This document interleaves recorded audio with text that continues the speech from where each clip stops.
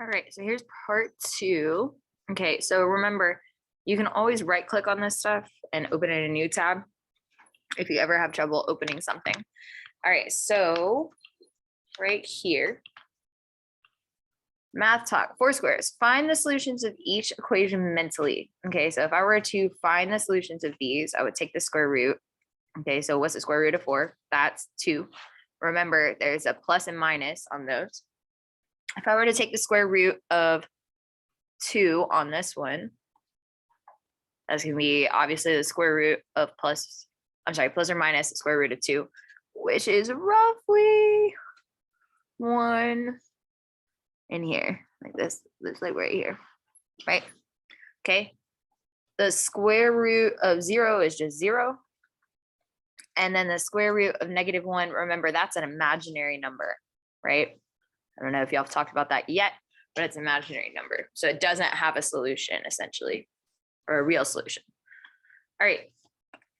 So we're going to talk about the square root parent function. I know y'all talked about this back in January with Miss Yao. That's okay. Just a little review. Okay. Okay. So if I plug this into my calculator, I'm going to get error for all of these negative ones, and then 0, 1, 2, and 3. And I'm going to plot all of those onto here. So my parent function is going to look like this. Right there. Okay. It's going to be like, whoop. So domain is going to always be from 0 to positive infinity. Your range is going to be from 0 to positive infinity. Our in behavior, that means I'm standing at 0, 0 and looking to the right and left. In this case, we're just going to look at the right. So as x is approaching positive infinity, your y is also approaching positive infinity. This is increasing the entire time. So we're going from 0 to positive infinity. It's increasing and it's never decreasing. All right. The cube root function, okay. Again, you can plug all of this into Desmos, and I'm going to do that for you right now so you can see it. Coming in here, and I'm going to do the cubic root. So you could use the little function thing down at the bottom, which is, I always lose this one. Oh, down there. This one right here, and you're going to say the cubic root of x. You could go into this little table, and boom, it does it for you. Okay, so you can write those down. All right, so your graph is going to look like this. And then looking at my domain is going to be negative infinity to positive infinity. I'll try to do this quickly. Infinity to positive infinity. It's not writing. And range is going to be the same.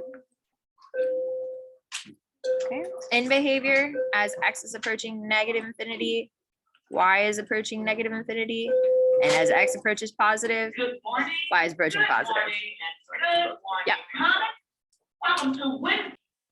All right, so intervals of increase are going to be from negative infinity to positive infinity, and it never decreases. Okay. So now I want you to go into Desmos, and there's going to be a little bit of practice. Okay, again, this should be a review. And then I would like for you to do this quick check in your notebook. Okay, so I'll show you where that Desmos looks like. If you log on to student.desmos.com, you should be able to log in there. 2 seconds. All right, so again, you're going to work on your Desmos activity, so make sure you log on to student.desmos.com and you should be able to do it there. A couple of things, I'm still working on grading your performance finals, as well as a couple other things. But if you have any other papers that you haven't turned in yet, make sure that you get those to me. All righty.